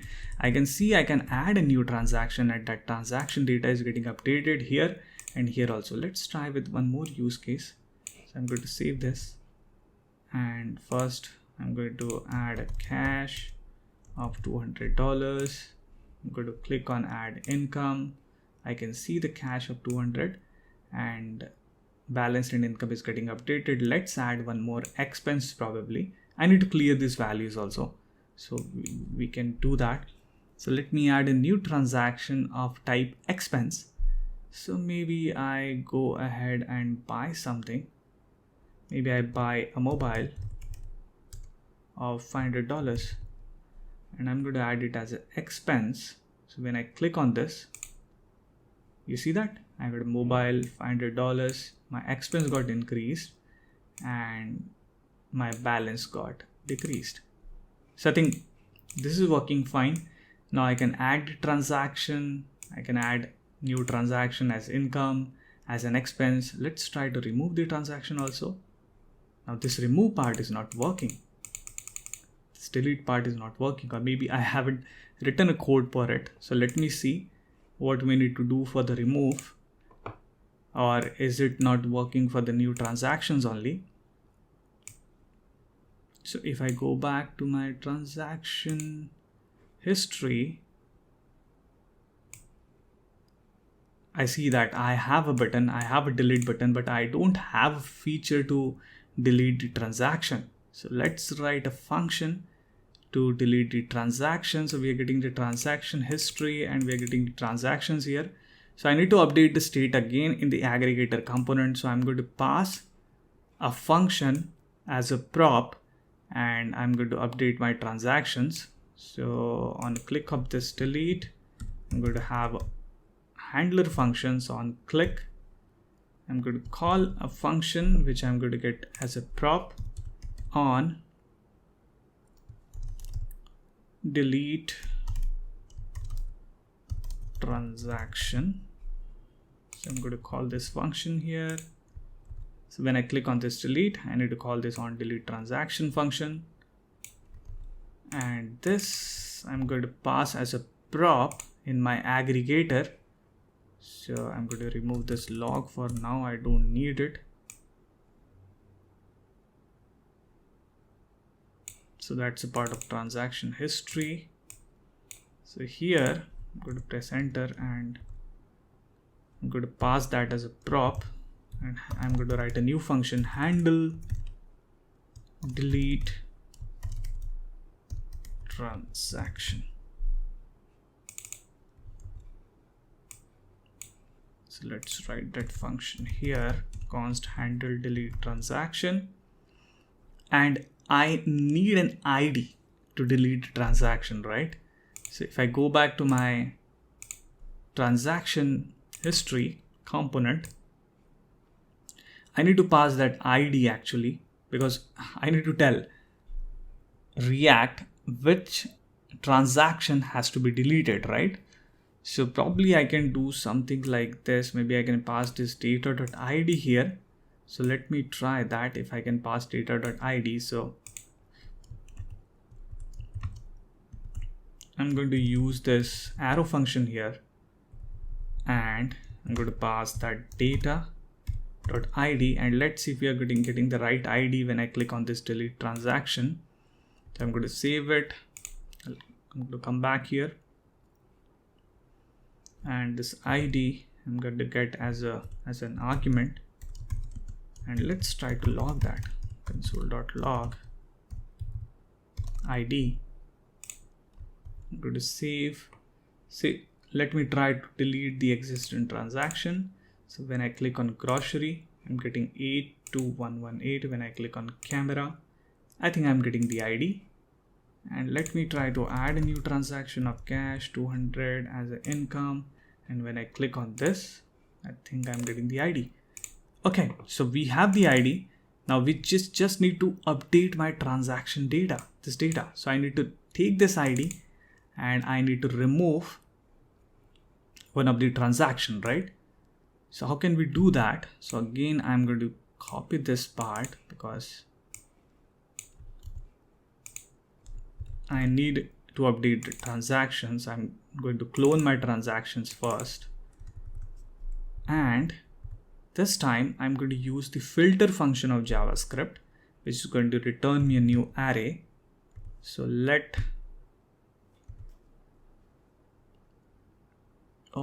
probably I don't need to clone it this time because filter function is going to return me a new array, which I'm going to use to set the new transaction.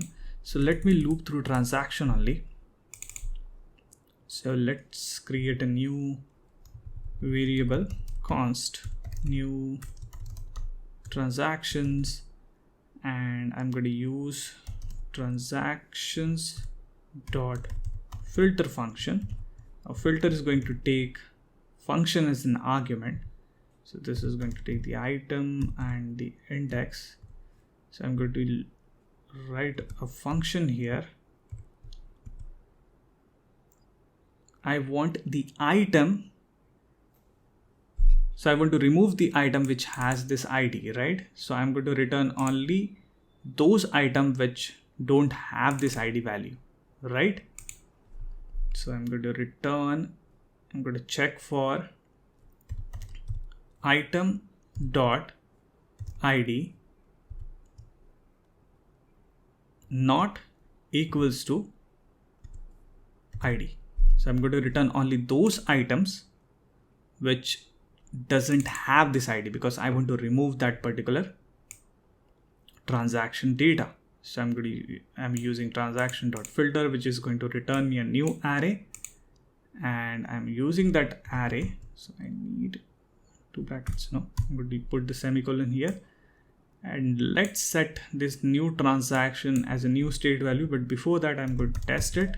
So I'm going to use console.log. I don't need this ID probably, or I'll keep it for some time. And let's see what we are getting in the new transactions. So I'm going to, so let's see what we are getting in the new transactions. I'm going to log this value, save, let's test it.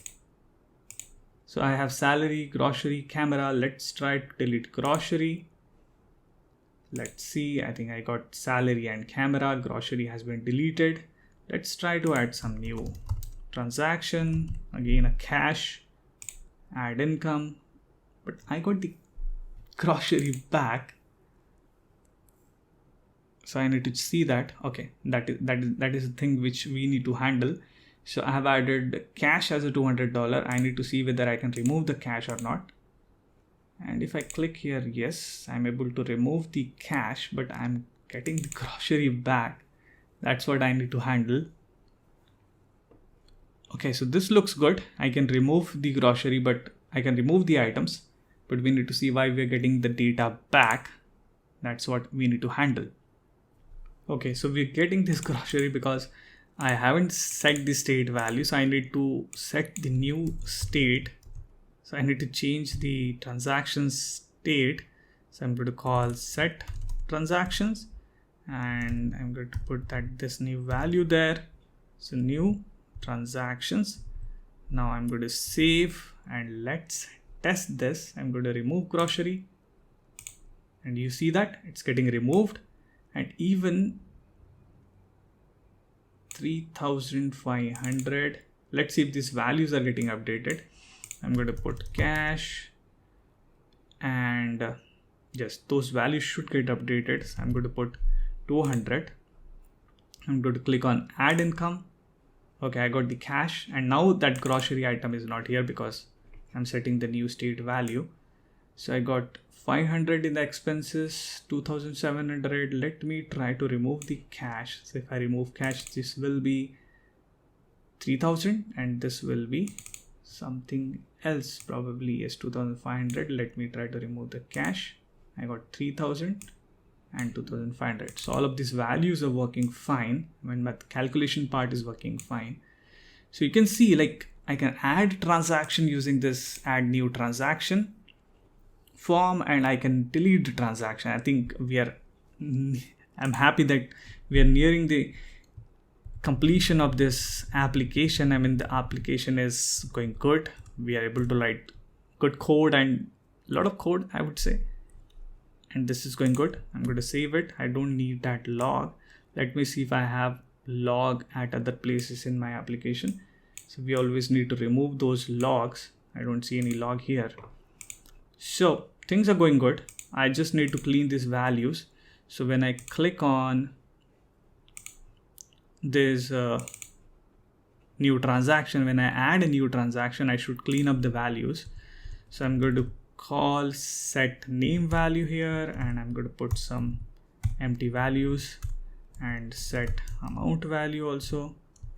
I need to put the empty value. So I'm going to save it. Let's add a new transaction again.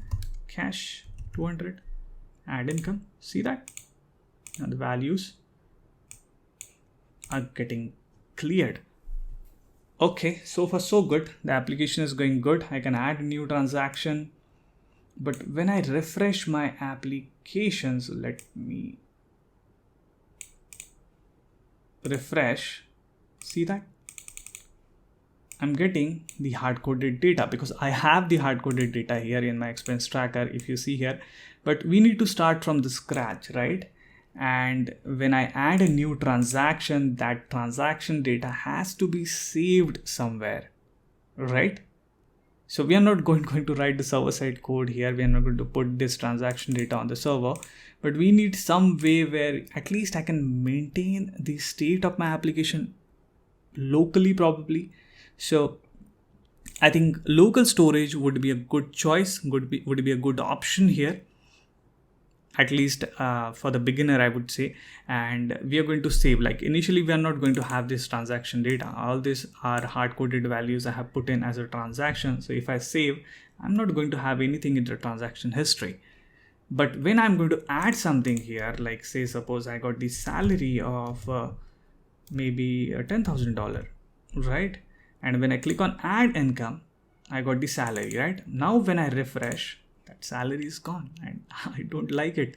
That salary is going away from me. So I think we need to save this data somewhere. So we are going to use local storage. I'm going to show you how we can use local storage to save this data. And when I refresh, I should have that local state saved somewhere, right? So we're going to see how we can use local storage to save our transaction data. Okay, so okay, so now we need to save the state of our application so that whenever I'm entering any of the data here, and when I click on refresh, I should get back that data. But the important question is, where shall I save that state, right? I mean, I know I have the state of my application, but where I'm going to call the function to save the state. So what I'm trying to tell you, basically, I'm going to create a function const save state, and I'm going to call this function to save the state of my application. But where I'm going to call this save state function. So the function or code where I need to call this save state is basically here, calculate expenses, because in this function I'm calculating all of my expenses and then I'm setting the income and expenses because I have the transaction data available here. And basically these transactions are my state, right? Once I have the transaction, I can calculate all of these values, right? Your balance, income, and expenses, because all that data is saved into the transactions. So this is a good area, or this is a function, calculate expenses, where basically I need to call the save state function. So here I'm going to call save state function, and inside this function I'm going to use local storage to save my application state. So let's do that. So I'm going to use local storage.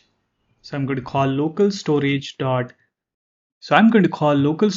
dot set item function, and in this function actually I need to give the name of my state. So I'm going to call it expense tracker state, and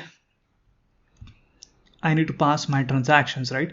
So before passing my transaction data, basically I need to convert it into, or I need to stringify it, because that's object and I need to convert into JSON string. So we can use JSON dot stringify function for that, and I'm going to pass my transactions here, and this is going to save the state of my application. So local storage dot set item expense tracker state JSON dot stringify transactions. I'm passing the latest transaction. I'm setting the item in the local storage using the save state function. Now I'm going to enter some data here, and when I'm going to click on add income or add expense, it's going to call this calculate expense function, and it is going to save my state in the local storage. And we can check that. Basically I'm going to save my expense tracker, and I'm going to open the dev tools. I must be having something in my local storage probably. I need to check. I go to application, and I have expense tracker state here. So let me clear this. Okay, and now we don't have anything in the state. I'm going to refresh. So we got something, right? We got a blank state. Now I'm going to enter some values here. So let me enter, I got the salary, and salary I'm going to put some value like maybe $5,000. Going to click on add income. So now you see here, right? I got the state saved in the local storage. So you see here, right? Let me enter one more, like grocery. Maybe I spent some money on grocery, added as an expense. See that? I got two different objects here, so I can show you something like this. You see here, right? I got first salary, then grocery. So there are two different transaction items which I have saved for now in my local storage. Now when I'm going to refresh, all is gone, right? And even my state is gone. So I need to see like why my state is going away here. My state should remain the same, because again the calculate expenses is going to get called and my previous state is not available. That's why it is going away. So I think I need to get the state back from the local storage first, and so that I should be able to save it again, because this is getting called when I refresh the application and my previous state is not getting saved. So let me add some values into this. Maybe salary, I'll go with the $1,000. Add income, I'm going to add some grocery, and now I'm not going to refresh it. Basically $100, add expenses. So I have my state in the memory. I'm not going to refresh it for now. Okay, so now I'm going to get the state from my local storage, and to get the state I'm going to use this use effect part, right? So this function, this use effect, is going to get called when my application is going to render for the first time. And before calculating the expenses, because initially I'm calculating the expenses of my application, so before doing those calculations I'm going to grab the previous state, so that I can use that state to calculate my expenses. So I'm going to create a variable here, let state, I would call it state, or local state would be a good name, I would say. Local state is equals to, I'm going to use local storage and dot get item method, and I want expense tracker state. So this is the name that I'm using here. So I'm using the same name which I have used when I was setting my storage. When I'm setting my local storage here, right? So local storage of set item. So this is the name of the state basically, which again I'm using here for getting the state, and this is going to return me a string value, and I need to convert it into JavaScript object. So this will return me a JSON string, which I'm going to convert into JSON dot parse. So I'm going to use parse function, which converts a JSON string into a JavaScript object. Okay, so now I have my local state, and obviously I'm going to check if it is available or not. So I'm going to check first if local storage is available. Probably I'll go with something like this. If local, sorry, I need to use local state actually. So if local state, right, I'm going to set my transactions. Basically I need to populate my state, right? So I'm going to use this set transaction, and obviously this is, once I set the transaction, it's going to trigger this calculate expense function automatically, right? So I don't need, basically I don't need to write this here. I need to write here this part. So I'm just going to move my code here. So when the first time I'm going to refresh my application, I'm going to try to get the state from the local storage. Now I have the state, I'm going to set the transaction. If I don't have the state, I'm just going to call the calculate expenses function, possibly.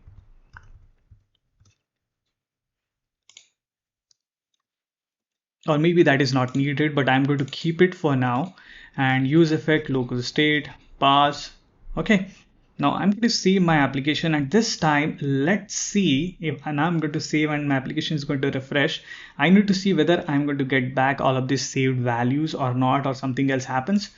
So I'm going to save my application, and it says new transaction is not defined, expense tracker line number 56. I need to go to line number 56. Okay, so I'm setting new transaction here. No, I need to use local state basically. So I'm going to use local state here. This is calculate expenses. I'm going to save. See that? Now I'm refreshing and you see the change, right? So my state is already there, and now my application is getting that state from the local storage and it's populating the old values. Now let's add something more. Maybe I'll go for buying a camera, and maybe I spend like $500 on that, and now I'm going to add that as an expense. So camera, now you see like my expense is 600, income is 1000, and balance is $400. Now I'm going to refresh my application once again. You see here, right?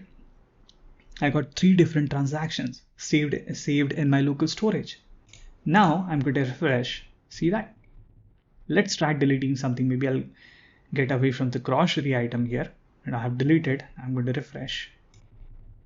See the beauty of local storage? I'm able to save my state and retrieve that state from the local storage. So now our application, from the functionality point of view, it's getting ready.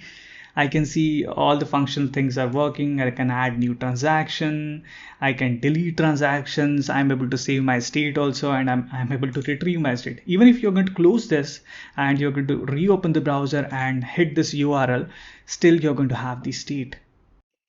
So you can try reopening, closing the browser and reopening it, still your state is going to get maintained. You can try that.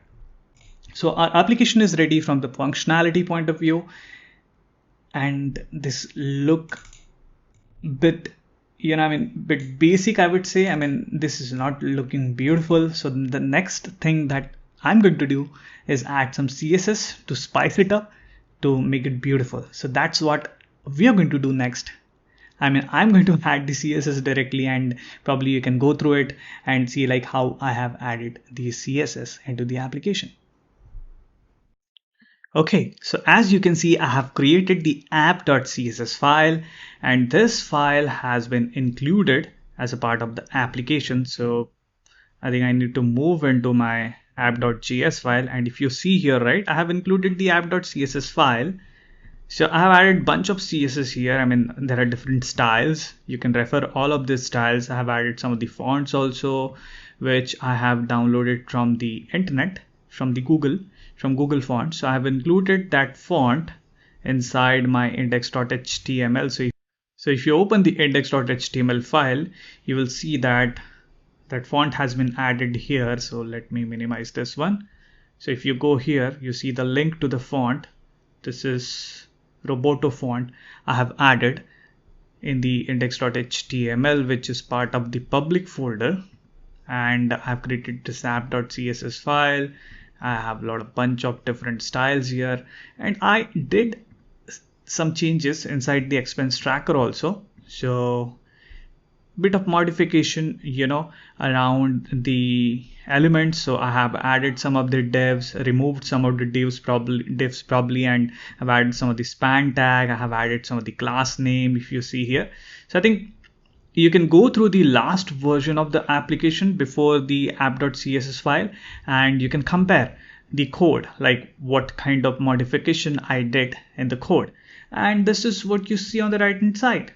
I can refresh my application and you see, right? I'm getting the data back from the local storage, and I can see the transaction history. I can see the balance, income, expense, transaction history. I can add new transactions from here. Maybe I'll add some more. Maybe I got some cash, maybe $1,000 from somewhere. I'll add it as income. So you see, right? Yeah. The application is working beautifully. It's working fine. I can remove the transactions if I want. Maybe I can remove this camera, and you see that the functionality is working. You can add new transaction, you can remove transactions, you see the values are getting updated. So I mean, this was a long, or I can say this was a marathon. I mean, we ran a marathon while creating this expense tracker application, but take it sprint by sprint. Have a small start, you can watch the entire video part by part, one part at a time. Practice it. Practice is really important. Whatever I am doing, try to do it by yourself.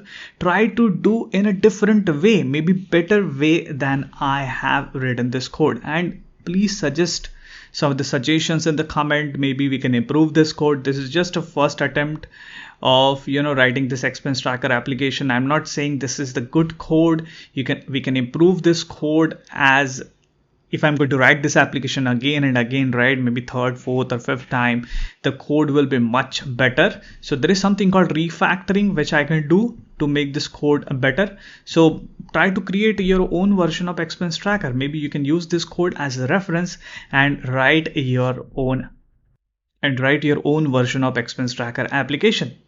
So this is it. I'm going to stop here. I hope you have enjoyed writing this expense tracker application in React using hooks.